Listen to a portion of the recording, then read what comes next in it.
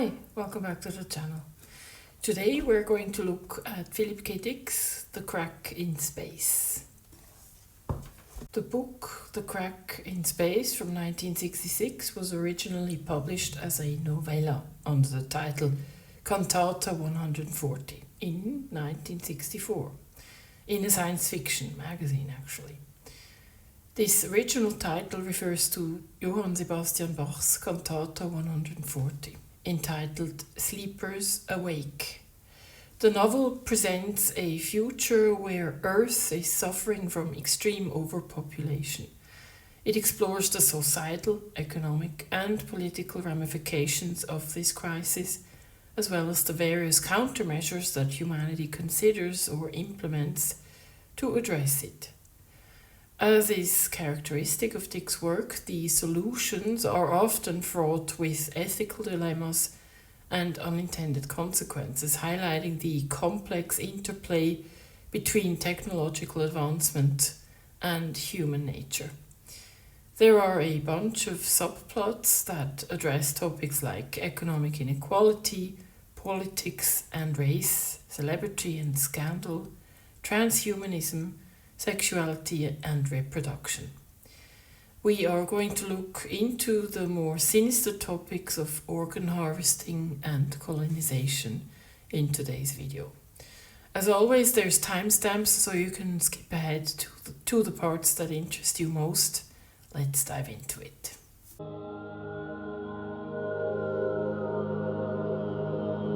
Set in the year 2080, millions of people are suspended in cryonic sleep until a solution to the overpopulation problem can be found.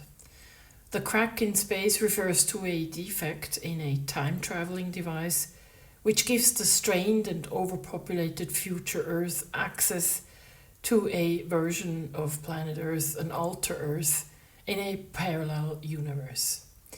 The point of divergence in history between Earth and alter Earth appears to have occurred between 1 and 2 million years ago, as Sinanthropus, also known as pecking man, is the dominant species. They are being called peaks for short in the novel. Jim Briskin, campaigning to be the first black president of the United States, believes that this new alter Earth could be colonized and become home for the 70 million people that are being kept in cryonic suspension and stored in huge warehouses kept running at high costs to the government. The government has resorted to cryogenic freezing and lax abortion laws to manage excess population.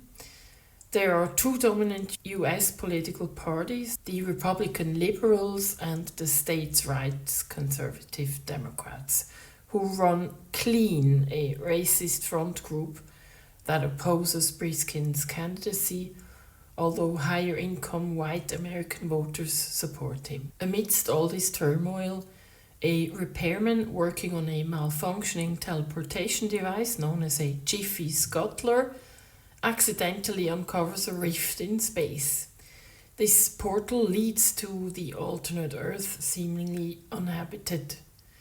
The discovery ignites political and corporate interest, with different factions seeing the new world as a utopian refuge and colonization opportunity. An initial colonization effort is undertaken in haste. The estimated minimum duration required for the tens of millions of people awakened from cryonic suspension to emigrate to alter Earth would take about 20 years. This is because the teleportation device is so small that it can only teleport 2 people every 5 seconds. In order to accelerate this process from the estimated 20 to just 5 years, the crack in space is temporarily sealed so that a new power source can be installed, which, in theory, would expand the portal's width by a factor of 4. However, upon completing this modification, it is discovered that 100 years have passed in the parallel world. During this elapsed century, the character George Walt, who emigrated to the parallel world during the initial wave of colonization, established himself as a godlike figure, now revered by the native peak civilization. This George Walt character epitomizes ideas of societal deprivation and mafia-like corruption. George Walt presents as a conjoined twin, as two bodies with one shared head. He, or rather they, are a businessman who had previously managed a satellite brothel in Earth's orbit called the Golden Door Moments of Bliss. In essence, George Walt is nothing more than a genetically altered Homo sapiens outfitted with bionics. And that is what in the end saves Earth from being invaded by the native population of Alter Earth. Well, it's complicated. You're going to have to read the book yourself to understand what's going on plot-wise. What I would like to do today is concentrate on a couple of tropes or themes that are being covered in the book.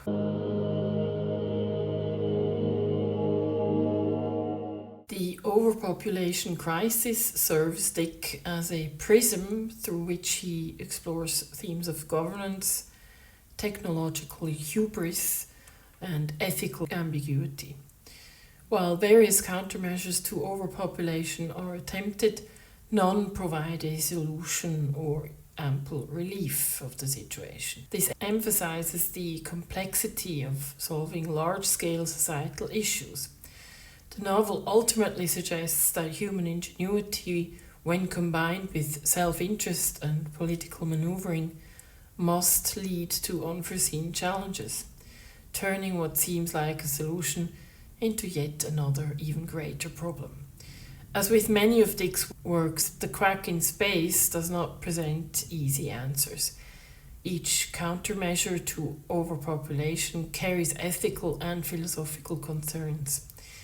Cryogenic suspension, for one, raises questions about the rights of the individual who is placed in indefinite stasis and the overbearing responsibility of future generations to integrate them back into society. Also, colonization of Alter Earth introduces moral dilemmas about territorial claims and potential exploitation of an untouched world.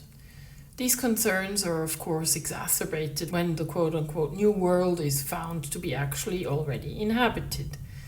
When you, as the reader, are presented with the idea of colonizing a new planet, you sort of weigh pros and cons as you read on, and you find yourself dismissing some of the ethical concerns that it presents because you're sort of lured into the necessity for colonization as a means of survival. As the story progresses and the tables turn, the prospect of pecking men invading our planet is horrifying. So you as the reader go through the whole range of emotions, living both sides of the coin, so to speak. Dick does a good job here in my view because of the plot twist that he introduces. Due to a malfunction of the time machine, the peaks or pecking men get a chance to actually invade Earth. So the tables turn completely at one point. The colonizers, us, the humans, all of the sudden might be subjected to colonization by the peaks. The twist and the sort of moral indictment is that the peaks do not have an interest in colonizing our planet. So essentially, and this is a great irony, the technologically and socially less developed species is in fact morally superior to us humans. Despite all their technological achievements, humans not only wreck their own home planet to the point that they need to seek out other worlds to colonize, but humans are also morally inferior in that they do kill off indigenous people for the sake of their own expansion.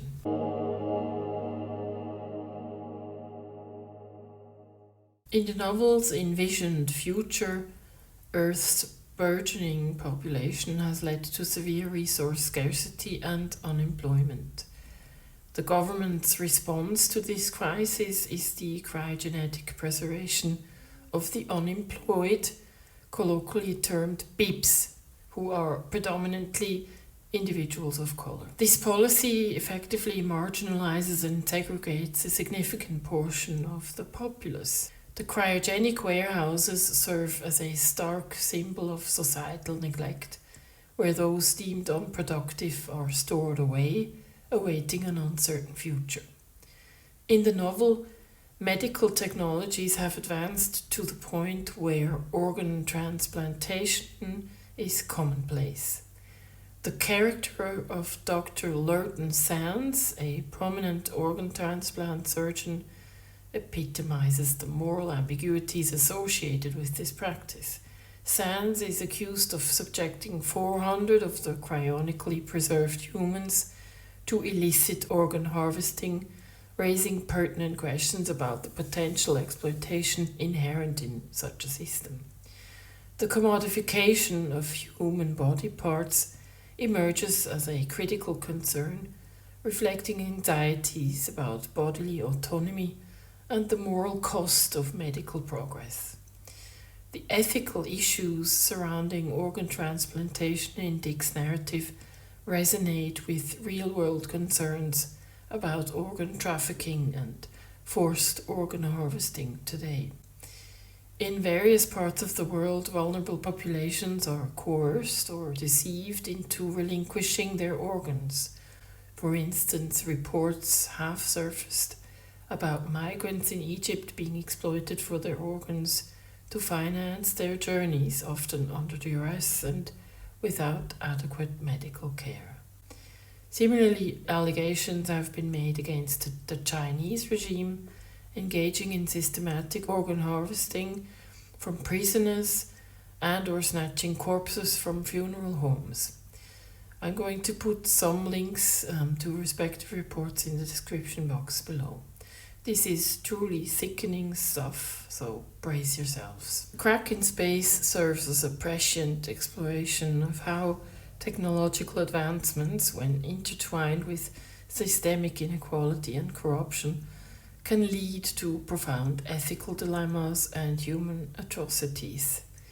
The novel compels readers to reflect on the moral responsibilities accompanying medical progress and the imperative to address the societal structure that perpetuates exploitation and inequality.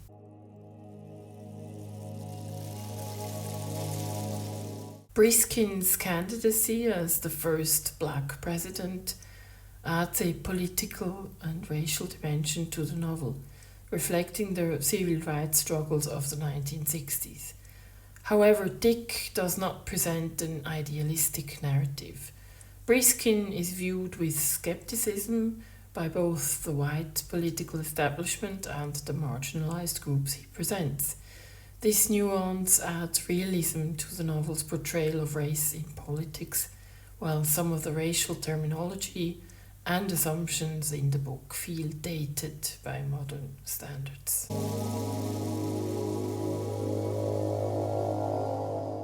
In the novel, planet vetting and terraforming are a reality.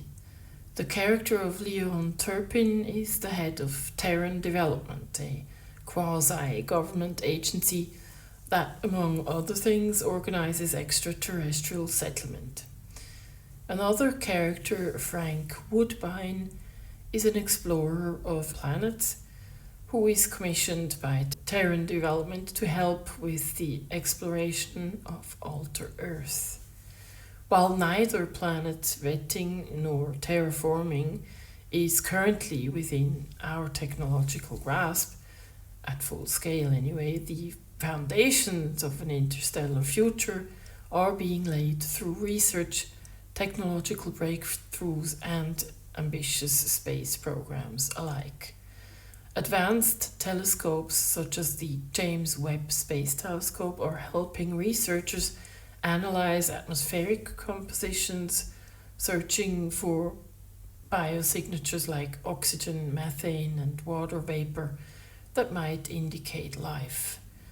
Future space missions such as NASA's LUVOR and HABEX observatories will refine this research, bringing us closer to identifying potential candidates for colonization. The most viable candidate for terraforming in our future, or in our near future, we should say, is Mars.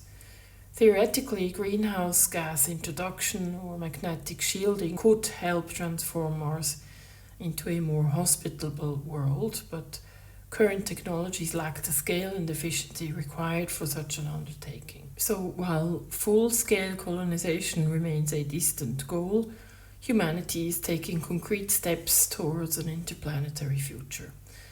NASA's Artemis program aims to establish a permanent lunar base serving as a test bed for future Mars missions. Meanwhile, private entities led by billionaires and technology moguls are accelerating the race towards extraterrestrial settlement. Elon Musk's SpaceX is at the forefront with its Starship project, envisioning the first crewed missions to Mars within the next 2 decades. Jeff Bezos's Blue Origin focuses on orbital habitats and space resource utilization, while breakthrough initiatives backed by Yuri Milner exposes interstellar travel concepts. Yuri Milner is a Russian-Israeli billionaire investor, entrepreneur and physicist, best known for his involvement in technology investments and philanthropic efforts in science and space exploration. Other ventures such as asteroid mining and autonomic robotic infrastructure are paving the way for long-term sustainability beyond Earth.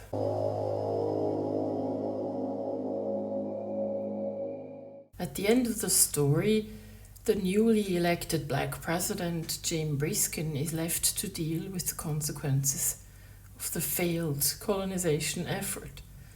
There is no resolution to the world's problems, no quick fixes, much like there aren't any in the real world. PKD's The Crack in Space exemplifies his socio-critical acumen, using speculative fiction to expose and challenge the systemic inequalities of his time, many of which remain relevant today. Through its exploration and racial segregation, economic disparity and political opportunism, the novel critiques the mechanisms of exclusion and exploitation in both real and imagined societies. By envisioning an alternative world where the marginalized seek refuge in a parallel dimension, Dick forces readers to confront the ethical implications of power structures that dictate access to resources and opportunities alike. His narrative not only reflects anxieties of the 1960s America, but also serves as a prescient commentary on contemporary struggles with social justice, migration, and political manipulation. I am giving The Crack in Space 4 out of 5 encephalic wave patterns because it underscores the enduring relevance of Dick's work overall. It positions him not just as a master of science fiction, but as a keen observer of human civilization's most persistent dilemmas. I'm going to leave you with some of my graphic impressions on our way out, as usual. If this was worth your time, please consider liking or subscribing. Thank you for watching, and I will see you in my next video. Bye-bye.